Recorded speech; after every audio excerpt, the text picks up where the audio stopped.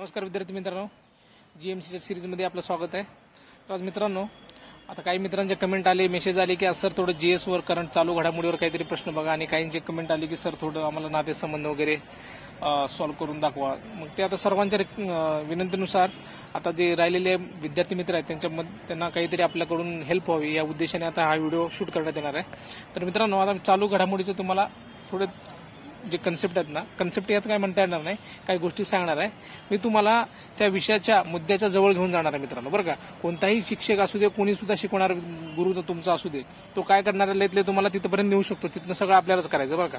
मी तुम्हाला फक्त सांगू शकतो हे करा ते करा, का ते पण सांगू का शकतो मी, कारण ते जे मागे शिफ्ट झालेले आहे ते शिफ्टला अनुसरून मी सांगू शकतो तुम्हाला की बाबा आता आपल्याला पुरस्कार विचारले तर आता आपण त्या रिलेटेड दुसरं काही त्या पुरस्कार केले पाहिजे. त्यातलं समजा आता आपल्याला पद्मश्री विचारले तर पद्मभूषण करायला पाहिजे, विभूषण करायला पाहिजे. आता आपण तेवढंच करू शकतो ना, त्या उद्देशानं हा व्हिडिओ आलेला आहे तुमच्यापर्यंत. तर बघा नीट व्यवस्थित तुम्ही. तर बघा मित्रांनो, पद्म पुरस्कार 2024 पद्म पुरस्कार 2024 जे आहे ना, पद्म पुरस्कारमध्ये 3 पुरस्कार आहेत: पद्मश्री, पद्मभूषण, पद्मविभूषण, बरं का. भारतरत्न वेगळा, भारतरत्न सर्वोच्च नागरी पुरस्कार, आणि त्याखाली हे 3 पुरस्कार आहेत, बरोबर. तर हे पद्म पुरस्कार जे आहेत ना मित्रांनो, 132 भेटलेले आहेत. त्यामध्ये पद्मभूषण विभूषण जे आहेत ना 5, पद्मभूषण 17 आणि पद्मश्री 110, असे मिळून 132, बरं का. तर मित्रांनो, पद्मविभूषण जे आहे ना, पद्मविभूषण त्यामध्ये एकाही महाराष्ट्र व्यक्तीला भेटलेलं नाही पद्मविभूषण, बरोबर. तर पद्मश्री जे आहे ना 5 व्यक्तीला भेटलेलं आहे, पद्मभूषण 5 व्यक्तीला भेटलेला आहे, आणि तसंच पद्मश्री 6 व्यक्तीला भेटलेला आहे. साईडला 6 व्यक्ती मी लिहून दाखवले तुम्हाला. तर आता तुम्ही म्हणताल हे महाराष्ट्राचेच का लिहिलात. तर मित्रांनो, परवा जी एक्झाम झाली ना, आपल्याला ते मेश्राम सरांचं विचारले होते, त्यांना पद्मश्री भेटलं होतं आणि ते महाराष्ट्रातील व्यक्ती होते आणि त्यातल्या नागपूरचे होते. तर आता त्यांचं विचारून झालं म्हणलं, आता आपल्याला दुसरे एखादे उदय देशपांडे असतील म्हणा, मनोहर डोळे असतील म्हणा, ते कुठल्या आहेत, ते महाराष्ट्राशी संबंधित आहेत का नाही, असे खालीलपैकी कोणते व्यक्ती महाराष्ट्रात संबंधी आहेत किंवा नाहीत असे विचारू शकतात. किंवा त्यांनी कोणत्या क्षेत्रातून आलेले आहेत, ते क्षेत्र जोड लावाला, किंवा त्यांचं डायरेक्ट एक 1 लाईनरमध्ये क्षेत्र पण विचारू शकतात. हे आतापर्यंत कोणत्याही एक्झाममध्ये प्रश्न विचारायची ही पद्धत आहे. आपण तीच पद्धत अनुसरून अभ्यास करावा लागतो. बाकी जे येईल ते येईल, ओके. तर बघा, महाराष्ट्राचे जे पद्मभूषण 5 व्यक्ती आहेत ना, तर हुर्मुसजी एन कामा, त्यांचं जे क्षेत्र आहे पत्रकारिता क्षेत्र आहे. राम नाईक सार्वजनिक व्यवहार, दत्तात्रय मायाळू, त्यांनाच राजदत्त असे म्हणतात, ते कला क्षेत्राशी संबंधित आहेत. प्यारेलाल शर्मा कला क्षेत्राशी संबंधित आहेत, आणि कुंदन व्यास जे आहेत पत्रकारितेशी संबंधित आहेत, बरोबर. हे झाले पद्मभूषण. तर पद्मश्री व्यक्ती जर पाहिलं आपण मित्रांनो, तर बघा हे 6 व्यक्ती आहेत ना. डायरेक्ट आपल्याला पद्मश्री किती भेटलेत महाराष्ट्रात ते पण लक्षात राहू द्या, 6. पद्मभूषण किती? 5. पद्मविभूषण एकही नाही, ओके. या पण गोष्टी लक्षात ठेवा. 1 लाईनर सुद्धा येऊ शकतो. एवढी काय आपली टफ एक्झाम नाही, फक्त डोकं शांत ठेवून सोडवा. तर बघा, पद्मश्री व्यक्ती बघा, उदय देशपांडे, त्यांचं कुठलं क्षेत्र आहे? क्रीडा. मनोहर डोळे, बघा, डोळ्याचं डॉक्टर, वैद्यकीय, असं लक्षात ठेवायचं काहीतरी. काजी म्हणल्यावर कोण? साहित्य शिक्षण. चंद्रशेखर मेश्राम सर बघा, यांच्यावर परवाच क्वेश्चन येऊन गेलाय. कल्पना मोरपरिया व्यापार, आणि शंकरबाबा पापळकर समाजकार्य. हे झाले पद्मश्री प्राप्त, बरोबर. तर तुम्ही पद्मभूषण जे आहे ना, पद्मभूषण आपल्याला 5 जे व्यक्तींना दिलेले आहेत ते मुद्दाम दिलेलं नाही, जेणेकरून तुम्ही आतापर्यंत वाचलं तर असणारच आहे, तुमचे एक रिवाइज व्हावं म्हणून ते तुम्ही आता वाचून घ्या. तिथे जावा, त्याची सुरुवात कधी आहे, काय हे बाकीचं जर आपण दिलेलं आहे त्याच्या रिलेटेड तुम्ही बेसिक गोष्टी आहे ते बघून घ्या, बरं का. उगाच आपण व्हिडिओ लांबत बसण्यात काय अर्थ नाही. मी तुमच्यापर्यंत जे कंटेंट पोहोचवणार आहे ना, ते तुम्ही काय केलं पाहिजे काय नाही ते पण मागील पेपरला अनुसरून मी सांगतोय. मी तर काय असं हे नाही की तुम्हाला डायरेक्ट हेच येणार आहे असं हेच येणार आहे सांगू शकतो, ओके. ठीक आहे, चला आता बघा मित्रांनो, हे भारतरत्नाबद्दल तुम्हाला एक बेसिक. आता काय झालं, परवा महाराष्ट्र भूषण प्राप्त पहिला व्यक्ती कोण असं प्रश्न विचारलं, तर आता आपल्याला भारतरत्न प्राप्त सर्वात तरुण व्यक्ती कोण, सर्वात वयस्कर व्यक्ती कोण, आणि सर्वात आधी कोणाला भेटले, ते सी.व्ही. रमण वगैरे होते ना 3 जण, ते नावं पण तुम्हीच बघा. मी मुद्दाम लिहिलेलं नाही, मी लिहू पण शकलो असतो, तुम्हाला सांगितलं असतं. तुमच्या रिव्हिजनमध्ये ते गोष्टी येऊ द्या, बाकीच्या गोष्टी तुम्ही बघून घेतालच. तर बघा, यावेळी भारतरत्न जे 5 व्यक्तींना भेटले, आणि इतिहासात पहिल्यांदाच असं 5 व्यक्तींना एकदम भेटलेला पुरस्कार आहे भारतरत्न. याच्या आधी 5 व्यक्तींना कधीच भेटलेला नाही, हायस्ट 3 व्यक्तींना भेटला होता, ओके. तर बघा, ह्या पुरस्काराची सुरुवात कधी झाली? 1954 साली. आता एकूण पुरस्कार किती झाले भारतरत्न? हे 5 पकडून 53. आता डायरेक्ट प्रश्न सुद्धा येऊ शकतो, भारतरत्न प्राप्त व्यक्ती किती? सोपे प्रश्न असते, कन्फ्युज होतो, रिव्हिजन नसते, लक्ष द्या. तर बघा, सर्वात तरुण कोण आहे? सचिन तेंडुलकर. सर्वात वयस्कर कर्वे, आणि पहिल्या महिला कोण आहेत? इंदिरा गांधी, ओके. ठीक आहे, बाकीच्या गोष्टी तर तुम्ही बघूनच घ्या. आता पुढे बघा, तर काय एक पुरस्कार तुम्हाला दाखवते, प्रधानमंत्री राष्ट्रीय बाल पुरस्कार. आता बाल पुरस्कार काय घेतलं मित्रांनो माहिती आहे का? आता 19 जणांना 19 मुलांना भेटलेला आहे. त्यांचं वयोगट असते 5 ते 18 वर्ष. त्यातल्या आपल्या महाराष्ट्रातल्या एकाला भेटले ना. महाराष्ट्रातले एकच जण आहे आणि त्यामुळे ते महत्वाचं असू शकतो. असे प्रश्न जे असतात ना एक्झामिनर फ्रेम करताना या प्रकारचे प्रश्न फ्रेम करतात, जे आम्ही आता सगळे एक्झाम बघतो एमपीसी पासून ते सगळ्या सरळ सेवेपर्यंत या प्रकारचे प्रश्न येतात. म्हणून त्या हिशोबाने आपण फक्त एक त्या जवळ पोहोचण्याचा प्रयत्न करतो. शेवटी कोणच काय स्पष्ट सांगू शकत नाही. ओके, तर बघा आदित्य ब्राह्मणे यांना भेटलेले आहे. ते कुठले आहेत? नंदुरबारचे. म्हणजे ते विहिरीमध्ये ते नदीमध्ये पोहायला गेल्यावर ते एका मुलाला वाचवताना त्यांचा मृत्यू झाला, त्या मरणोत्तर दिलेलं बरं काय, मरणोत्तर आहे. ओके, आणि हे बघा हे पुरस्कार कोणत्या खात्या अंतर्गत आहे? कोणतं मंत्रालय? महिला व बालविकास मंत्रालय. ओके, ठीक आहे. पुढे बघा महाराष्ट्र भूषण पुरस्कार जे आहे ना मित्रांनो, आता हे बघा या पुरस्कारावर प्रश्न आलता परवा, पहिले व्यक्ती कोण म्हणून. हे बघा जिथे पु ल देशपांडे दिले का पहिल्या व्यक्तीवर विचारलं. आणि यावर्षी जो आता डायरेक्ट विचारू शकते ना महाराष्ट्र भूषण कोणाला भेटला 2023चा? अशोक सराफ सरांना. 22चा कोणाला? तर आप्पासाहेब धर्माधिकारी. ओके, महाराष्ट्र भूषण हा महाराष्ट्राचा सर्वोच्च नागरी पुरस्कार आहे, बरोबर का? तसं भारतरत्न आहे तसं इकडे महाराष्ट्राचा आपल्या इकडे सर्वोच्च नागरी पुरस्कार आहे. कोणता? महाराष्ट्र भूषण. याची स्थापना आहे ना पुरस्काराची मित्रांनो 1995ला झालेली आहे. म्हणजे सुरुवात झालेली आहे, सुरुवात ती 1996ला झालेली आहे. तर बघा याचं स्वरूप काय असतं मित्रांनो, म्हणजे बक्षीस जे असतं ना, म्हणजे जे भेटतं मानधन 25 लाख रुपये. 25 लाख रुपये स्मृतिचिन्ह आणि प्रमाणपत्र. आणि तुम्हाला सांगितलं पहिले विजेते पु ल देशपांडे आहेत. आता नेक्स्ट बघू. तर बघा ऑस्कर पुरस्कार 2024 मोठा पुरस्कार आहे, त्यामुळे आपण त्याचे फक्त बेसिक, आपल्याला जास्त काही डिटेलमध्ये विचारणार नाहीत. जीएमसीला एकदम बेसिक प्रश्न आपले 3-4 मुद्दे आहेत, ते फक्त तेवढे बघून घेऊ. बघा या ऑस्कर 2024 आणि 96 आवृत्ती होती बरं का, 96. तर बघा या ऑस्करमध्ये सर्वोत्कृष्ट चित्रपट कोणाला भेटलं मित्रांनो? ओपनहायमर. ओके, सर्वोत्कृष्ट अभिनेता जर म्हणलं किलियन मर्फी, जो ओपनहायमर मूवी आहे ना त्या मूवी मधलाच अभिनेता आहे किलियन मर्फी. त्याला अभिनेता पुरस्कार भेटले सर्वोत्कृष्ट. आणि अभिनेत्री जर पाहिलं आपण एमा स्टोन. ओके, तर मित्रांनो दिग्दर्शक बघा सर्वोत्कृष्ट दिग्दर्शन कोणाचं आहे, म्हणजे कोणाला भेटलंय? ख्रिस्तोफर नोलन. कोणत्या पिक्चरसाठी? कोणत्या मूवीसाठी? ओपनहायमर. तर मित्रांनो ओपनहायमर जे आहे ना, ओपनहायमर ह्याला सर्वाधिक 7 पुरस्कार भेटले बरं का, हे महत्वाचं आहे, लक्षात घ्या. सर्वाधिक 7 पुरस्कार जिंकलेला ओपनहायमरला. ओके, आता नेक्स्ट बघा. तर काही नेमणुका सांगतोय तुम्हाला. आता नियुक्त्या नेमणुका रिलेटेड एका दुसरा प्रश्न येत असतील एक्झामला अधूनमधून. तर एक 4-5 मी तुम्हाला सांगितलंय, तुम्ही जेवढं फास्ट तुम्हाला रिव्हिजन करता येईल तेवढं करून घ्या. ओके, महाराष्ट्र राज्याचे सध्याचे मुख्य सचिव कोण आहेत? सुजाता सैनिक. हे कोण आहेत माहिती का मित्रांनो? पहिले महिला सचिव आहेत, त्यामुळे हा मुद्दा महत्वाचा असू शकतो परीक्षेच्या दृष्टीनं. महाराष्ट्र राज्याचे सध्याचे मुख्य सचिव सुजाता सैनिक. ओके, पहिल्या महिला आहेत. महाराष्ट्र राज्याचे पोलीस संचालक कोण आहेत? महासंचालक रश्मी शुक्ला, या पण पहिल्या महिला आहेत. ओके, महाराष्ट्र राज्य निवडणूक आयोगाचे आयुक्त कोण आहेत मित्रांनो? उर्विंदर पाल सिंग मदान म्हणजे यूपीएस मदान, तुम्ही लक्षात ठेवा. आपल्या राज्य निवडणूक आयोगाचे आयुक्त आहेत बरं का. तसेच महिला मित्रांनो महाराष्ट्र राज्य महिला आयोगाचे अध्यक्ष जे कोण आहेत ना? रुपालीताई चाकणकर. ओके, आणि बघा महाराष्ट्र लोकसेवा आयोगाचे अध्यक्ष जे आहेत रजनीश शेठ सर आहेत. ओके, हे झाले नियुक्त्या. हे सांगायचा विषय काय तुम्हाला, हे 4-5च काय दिले, यातलं येईल नाही येईल तो भाग वेळा, पण तुम्ही त्या गोष्टीवर फास्ट रिवाइज करा. जेवढं आधी वाचलंय तेच वाचता, नवीन काय वाचू नका. सर्वांसाठी बघा एखादा प्रश्न अननोन असला, अवघड असला तर तो सर्वांसाठीच असणार आहे. उगाच आपण तिथे त्या प्रश्नाचं लोड घेऊन बाकीचे प्रश्न चुकवायचे नाहीत. पहिल्यांदा पेपर सोडवताना काय करायचं काय नाही तुम्हाला मी नंतर अजून एक व्हिडिओ टाकून सगळं सांगणार आहे, काय काळजी घ्यायची काय नाही. आता सध्या मी जे सोडतो तेवढं आहे का. मुख्यमंत्री माझी लाडकी बहीण योजना. आता ही योजना काय घेतली? एवढी मोठी शासनाची मोठी योजना आहे, आणि आता एवढ्या आपल्या माता भगिनींच्या अकाउंटवर पैसे आलेत ना 1500 रुपये पर मंथचे, 3-3 हजार रुपये आलेत. तर ही योजना एक थोडी महत्वाची आहे, म्हणून थोडी त्याची आपल्याला एक ओव्हरव्ह्यू असावं म्हणून मी योजनेचा इथं उल्लेख केलेला आहे. 28 जून 2004ला या योजनेला मान्यता भेटलेली आहे आणि अंमलबजावणी जुलैपासून झालेली आहे. इथं 28 जून 2024 चुकून झालं मान्यता. तर बघा मित्रांनो योजनेसाठी पात्र होण्यासाठी वयोगट काय माहितीये का? 21 वर्ष ते 65 वर्षाच्या महिला. किती? 21 ते 65. आधी 60 होतं, आता 65 केलेलं आहे. तर किती? दरमहा 1500 रुपये भेटणार आहे. डीबीटी म्हणजे डायरेक्ट बेनिफिट ट्रान्सफर. महिलांचे जे आधार लिंक बँक अकाउंट आहे त्या खात्यामध्ये डायरेक्ट 1500 रुपये येणार, बरोबर. तर मित्रांनो पात्रता काय यासाठी माहिती आहे का? राज्याचा रहिवासी असला पाहिजे, त्यांना तर भेटणारच. विवाहित महिला, विधवा महिला, घटस्फोटित महिला, निराधार, तसेच कुटुंबातील केवळ एक अविवाहित महिला त्यांना सुद्धा भेटते बरं का. आणि विशेष म्हणजे काय, ज्या कुटुंबाचं वार्षिक उत्पन्न 2.5 लाखापेक्षा जास्त आहे त्यांना हे भेटणार नाही.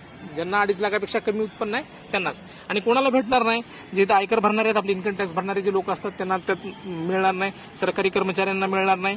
आणि जे इतर योजनेअंतर्गत त्या महिलांना 1,500 रुपये भेटत असतील ऑलरेडी दुसऱ्या कोणत्याही योजनेच्या शासनाच्या, तर त्या महिला यात पात्र असणार नाहीत. ओके. तर पुढे बघा इथं बघा दिवस दिलेले महाराष्ट्र शासनाचे मुद्दाम 1-2 दिवस घेतलेत. काय घेतलेत माहितीये का? आता परवा जी एक्झाम झाली त्या एक्झामला इरिगेशन डे आहे, त्याबद्दल आलतं. तर 1-2 तुम्हाला मुद्दाम हे टॉपिक तुम्ही त्यापर्यंत रीच व्हावं म्हणून मी ठराविक मेन तुम्हाला 1-2 बीट दिलेले आहेत, जेणेकरून तुम्ही त्या टॉपिकवर रिव्हिजन माराला. ओके. मराठी भाषा दिन कधी आहे? 27 फेब्रुवारी. लाडकी बहीण दिवस हे महत्वाचं आहे बरं का. आता राज्य शासनाने जाहीर केलेलं आहे. जो 17 ऑगस्टला पैसे जाहीर करायची त्यांची तारीख होती, त्यामुळे 17 ऑगस्ट हे लाडकी बहीण दिवस म्हणून महाराष्ट्र शासन राबवणार आहे. ओके. तर पुढे बघा, स्वच्छमुख अभियान अंतर्गत महाराष्ट्राच्या उपक्रमाचा सदिच्छा दूत कोणाला नेमणूक केलेले आहे? सचिन तेंडुलकर. महत्वाचा प्रश्न आहे. परवाच समाज कल्याण अधिकारी MPSCला प्रश्न आलेला आहे. ठीक आहे. हरित हायड्रोजन धोरण लागू करणारे महाराष्ट्रातील पहिले राज्य कोणते? देशातील पहिले राज्य कोणते? तर महाराष्ट्र आहे बरं का. आणि अशी काहीतरी एखादी पॉझिटिव्ह गोष्ट असताना महाराष्ट्र वगैरे ऑप्शन असेल तर थोडं विचार करून उत्तर लिहा. ठीक आहे. आता बघा, 66वी महाराष्ट्र केसरी झालेली आहे 23-24ची. तर त्याचे विजेते कोण आहेत? सिकंदर शेख. ओके. आता बघा, महाराष्ट्राचे नुकतेच नवीन राज्यपाल झालेले आहेत. ते कोण आहेत? CP राधाकृष्ण. ते कुठल्या राज्याचे आहेत? तामिळनाडू. ओके. आणि याआधी त्यांनी झारखंड राज्याचे राज्यपाल म्हणून कार्य केलेले आहेत. ओके. आता बघा मित्रांनो, महाराष्ट्राचं जे राज्यशस्त्र आहे ना, राज्यशस्त्र ते आपण दांडपट्टा हे घोषित केलेलं आहे. दांडपट्टा. ओके. आणि राज्यगीत काय आपलं? जय जय महाराष्ट्र माझा, राजा बडेसे यांचा. ओके. आता बघा, 97वे अखिल भारतीय मराठी साहित्य संमेलन जळगाव अमळनेर तिथे झालेले आहे. त्याचे अध्यक्ष रवींद्र शोभणे सर होते. ओके. तर बघा मित्रांनो, स्वतंत्र दिव्यांग विभाग स्थापन करणारे देशातील पहिले राज्य कोणते? महाराष्ट्र. स्वतंत्र दिव्यांग विभाग स्थापन करणारं महाराष्ट्रातलं पहिलं राज्य, आपलं देशातले पहिले राज्य महाराष्ट्र. आणि हरित हायड्रोजन धोरण लागू करणारे पण महाराष्ट्र पहिले राज्य. ओके, लक्षात ठेवा. तर बघा मित्रांनो, महाराष्ट्र वनभूषण पुरस्कार हा अलीकडेच सुरू केलेला पुरस्कार आहे. कोणाला भेटलाय? तर चैत्राम पवार यांना भेटलेला आहे. मूळचे ते कुठले आहेत? धुळेचे. ह्याचे स्वरूप काय? 20 लाख रुपये भेटते त्यांना. 20 लाख रुपये. ओके. तर बघा मित्रांनो, शिवाजी महाराजांचे जे काही गडकिल्ले आहेत आणि त्यांचे जे अष्टप्रधान मंडळ आहेत, ह्या कोणत्याही सरळ सेवा एक्झाम मध्ये याच्या रिलेटेड क्वेश्चन येणार म्हणजे येणार. तुम्ही तेवढं बघायलाच पाहिजे बरं का. प्रथम मीच तुम्हाला अष्टप्रधान मंडळ घेतो. 1 मिनिट. तर बघा मित्रांनो, अष्टप्रधान मंडळामध्ये अष्टप्रधान म्हणजे 8 मंडळ होती. ते पहिला बघा, प्रधान म्हणजे कोण होते? जे राज्यकारभार चालवणे आणि जिंकून घेतलेल्या प्रदेशाची व्यवस्था करणे. तर पहिल्यांदा प्रधान कोण होते? आपले मोरो त्रिंबक पिंगळे, अष्टप्रधानातले बरं का. अमात्य कोणाला म्हणायचे? राज्य जे त्याचा जमा खर्च पाहणाऱ्यांना अमात्य म्हणायचे. ते कोण होते? रामचंद्र निळकंठ मुजुमदार. ओके. सचिव म्हणजे कोण? सरकारी आज्ञापत्र तयार करणारे. ओके. ते कोण होते? अण्णाजी दत्तो. मंत्री कोण होते? पत्रव्यवहार सांभाळणारे. ओके. ते कोण? दत्ताजी त्रिंबक वाकनीस. ओके. सेनापती सैन्याची व्यवस्था ठेवणे व राज्यरक्षण करणे. हंबीरराव मोहिते, सरसेनापती हंबीरराव मोहिते तुम्ही मूवी पाहिलाच असेल बरं का. सुमंत कोण होते? परराज्याशी संबंध ठेवणे, ते त्यांचं काम होतं. त्यांना सुमंत म्हणायचे. रामचंद्र त्रिंबक डबीर. ओके. न्यायाधीश कोणाला म्हणायचे? जे न्यायदानाचे काम करायचे. आणि कोण होते ते न्यायाधीश? निराजी रावजी. ओके. आणि लास्ट होते पंडितराव. त्यांचं काम काय होतं? धार्मिक व्यवहार पाहणे. आणि मोरेश्वर, त्याचे कोण होते? ते पंडितराव मोरेश्वर पंडितराव होते. म्हणजे ते प्रधानांचं नाव मोरेश्वर पंडित. तर बघा मित्रांनो, अष्टप्रधान मंडळ पाठच करून टाका. काय त्यात पुढे मागं बघायचं नाही. 8 ह्याच्यात पाठ पाहिजे. कुठल्या ना कुठल्या एक्झामला हे प्रश्न येणारच कंटिन्यू. जे ऑनलाईन एक्झाम आहेत, TCS IBPS घेणारे, त्याला हा प्रश्न तुम्हाला दिसणारच आहे. ओके. आता पुढे बघा मित्रांनो, आपल्या काही विद्यार्थी मित्रांनी आपल्याला कमेंट केली आणि आपल्याला थोडं सांगितलं की सर थोडं आपल्या ब्लड रिलेशनचे बघा. तर त्यांच्यासाठी जे आता राज्य आपली समाज कल्याण गट अधिकारी जी झालेली आहे ना एक्झाम, त्या एक्झाम मधले प्रश्न आहेत बरं का. 2 प्रश्न त्यांच्यासाठी सोडून दाखवतो. सगळ्यांना तुमच्यासाठी फायदाच होईल. बघून घ्या. सिंपल प्रश्न आहे, काय अडचण नाही. बघा, क्लास 2चा MPSC क्लास 2 एक्झामचा प्रश्न आहे बरं का. ओके. बघा काय म्हणले, अशोक हा रोशनचा भाऊ आहे. टीना अतुलची पण बघा, हे असं दिलेलं आहे. आपण काय करू, जसं वाचतोय तसं आपण मांडून घेऊ बरं. अशोक हा रोशनचा भाऊ आहे बरं का. अशोक. बघा, भाऊ बहिणीचं जर नातं आलं तर मी काय करतो की बाबा इक्वल चिन्ह देतो. आणि नवरा बायकोचं जर नातं असेल तर गुणाकार चिन्ह द्यायचं बरं का. तर बघा आता तुम्हाला समजण्यासाठी सांगितलंय, तुम्ही अशी शॉर्ट ट्रिका वापरत जावा. ज्या एक्झामला टाइम कमी असतं त्यामध्ये प्रत्येक गोष्टी लिहित बसायचं नाही. आणि पुरुष असले की अधिक चिन्ह द्यायचं आणि स्त्री असली की वजा चिन्ह द्यायचं. ते माझ्या व्हिडिओ सगळ्या जे गणिताचे लेक्चर आहेत त्यात पहिलं असेल तर मला कळून जाईल ते. ओके ठीक आहे. चला बघा, अशोक हा रोशनचा भाऊ आहे. ओके, रोशनचा भाऊ आहे. ओके, टीना ही अतुलची बहीण आहे. आता टीना आणि अतुलचा इथं संबंध आलेला नाही. ठीक आहे, पुढे वाचा. रोशन हा टीनाचा मुलगा आहे. बघा, रोशन आहे ना, हा टीनाचा मुलगा आहे ना. ठीक आहे, चला. तर आणि इथं बघा, आता टीना ही अतुलची बहीण आहे. टीना आहे ना, ही अतुलची बहीण आहे. तर अशोकचे टीनाशी नाते काय? अशोकचे टीनाशी नाते काय? कोण असणार? टीनाचा मुलगाच ना अशोक. बघा, हा टीनाचा मुलगा रोशन आहे आणि रोशनचा भाऊ अशोक आहे. म्हणजे टीना काय झाली, ह्याची आई, म्हणजे ह्याचीच आहे ना. म्हणजे अशोक जे आहे तो टीनाचा मुलगा आहे. ओके, तर बघा पुढचा प्रश्न बघा मित्रांनो, ब्लड रिलेशनचाच घेतलाय आपण, गट बचच आहे आता परवा झालेल्या एमपीसीतला. ए ही केची बहीण आहे. बघा, ए ही केची बहीण. आता तुम्हाला मगाशी काय सांगितलं, जे लेडीज आहेत त्यांच्यासाठी आपण वजा चिन्ह वापरायचं आणि जे पुरुष आहेत त्यांना अधिक चिन्ह वापरू. ठीक आहे, ए ही केची बहीण आहे. बघा, ए केची बहीण आहे. ओके, मध्ये बरोबर चिन्ह म्हणजे बहीण भावाचं नातं. ओके ठीक आहे. एन हा केचा भाऊ आहे. एन हा केचा भाऊ आहे. एन भाऊ आहे म्हणून त्याच्यावर प्लस. यस हा यांचा भाऊ आहे. बघा, यस हा यांचा भाऊ आहे. आर ही एसची मुलगी आहे. बघा, आर ही एसची मुलगी आहे ना, वजा चिन्ह. हे प्रत्येक गोष्टी लिहित बसायचं नाही, कन्फ्युज व्हायचं नाही. प्लस चिन्ह तुम्हाला सांगितलंय आणि वजा चिन्ह काय सांगितलंय. ठीक आहे, चला. तर आपल्याला काय विचारलं मित्रांनो, ए आणि आर मध्ये नाते काय आहे? ए आणि आर मध्ये नाते काय? बघा, आरचे वडील वडिलाची बहीण आहे ना, म्हणजे ही जी आत्या झाली का नाही, वडिलाची बहीण कोण असते? आत्या. ही त्याची भाची, आत्या भाची. Option number 2. ओके, तर मित्रांनो हे बघा किती सिंपल प्रश्न आहेत, काही सुद्धा टेन्शन घ्यायचं नाही. सिंपलच प्रश्न असणार आहेत आणि आपल्याला वेळ पण भरपूर आहे. बिंदास प्रश्न सोडवायचे. आणि तुम्हाला अजून काय अडचण वगैरे असेल तर तुम्ही मला ते कमेंट वगैरे करून कळवा. आणि तुम्हाला एक सांगायचं राहिलं, मराठी इंग्लिशसाठी जे आहे ना, तुम्हाला ते व्हिडिओ तर मी टाकणारच होतो, पण सांगायचं झालं तर तुम्हाला त्यात व्याकरणावर जास्त भर नाही बरं का मित्रांनो. वाक्यरचना, शुद्ध शब्द, अशुद्ध शब्द, समानार्थी, विरुद्धार्थी. ओके, सेंटेन्स अरेंजमेंट म्हणजे काय म्हणतो आपण, वाक्य व्यवस्थित क्रमाने मांडायचे, याच्यावर जास्त भर आहे. आणि उतारा, पॅसेज इंग्लिशमध्ये पण आणि इकडे पण ते फिक्स आहे. त्यामुळे ह्या गोष्टीवर फोकस करा. पॅसेज जरी नुसतं तुम्ही एका पॅसेजवर कमीत कमी 5 ते 7 प्रश्न आहेत कमीत कमी. पॅसेज जरी केला ना तुम्हाला 7 ते 8 मार्क येतात. तर तुम्ही नाहीतर करत बसाल, समास करत बसाल, प्रयोग करत बसाल, संधी सोडत बसाल, त्याचा काही इथं उपयोग नाही बरं का. या एक्झामला जे पाहिजे तेच करायचं आहे. उगा करायचं म्हणून करू नका, बाकी सगळं पापड बसारा. जे एक्झामला विचारते त्याच गोष्टीवर सध्या फोकस द्या. ओके, आणि मित्रांनो आता तुम्हाला तर अजून व्हिडिओ अपलोड होणारच माझे यानंतर अजून दुसरे एक्झामच्या आधी अगोदरच्या दिवशी पण तुम्हाला एक एक्झाम बद्दल काय असणार आहे काय नाही, तुम्ही कसं काय केलं पाहिजे त्या गोष्टी सांगणारच आहे. तत्पूर्वी तुमच्यापर्यंत हे व्हिडिओ लवकरात लवकर पोहोचण्यासाठी, नाहीतर असं व्हायचं मी व्हिडिओ अपलोड करायचो, तुम्ही सबस्क्राईब केलेलं नसले की तुम्हाला एक्झाम झाल्यानंतर हा व्हिडिओ दिसून नये बरं का. त्यामुळे ज्या कोणी मित्रांनी सबस्क्राईब केलं नाही त्यांनी सबस्क्राईब करून ठेवा, लाईक करा, शेअर करा आणि ते बेल आयकॉन बटन असते ना दाबून ठेवा, जेणेकरून नोटिफिकेशन तुमच्यापर्यंत लवकर पोहोचेल. आणि जे आगामी बीएमसी आणि मुंबई पोलिसांची जी आता एक्झाम राहिलेली आहे त्या एक्झामसाठी पण आपले सगळे व्हिडिओ फायदेशीर आहेत. ज्या कोणी विद्यार्थी मित्र त्यासाठी परीक्षा देणार आहेत त्यांनी सुद्धा लाईक, शेअर आणि सबस्क्राईब करून ठेवा.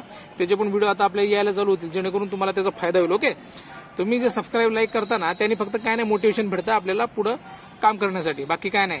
आता हे प्रिंट वगैरे करणार होतो मी, जे तुम्हाला आता लिहून दाखवलं, पण आता प्रिंट करण्यात वेळ घालवण्यात त्यात काय मजा नाही. ते टायपिंग करणारे लोक उद्या देतो परवा देतो असं करत बसतात, तोपर्यंत आपली एक्झाम होऊन जाईल ना, तेवढा वेळ पण नाही. त्यामुळे घाईघाईमध्ये तुमच्यासाठी जोपर्यंत आपल्याला जेवढं जमल तेवढं करत आलेलं आहे, करत राहणार आहे. फक्त तुम्ही व्यवस्थित एक्झाम द्या. Okay, best of luck. Thank you.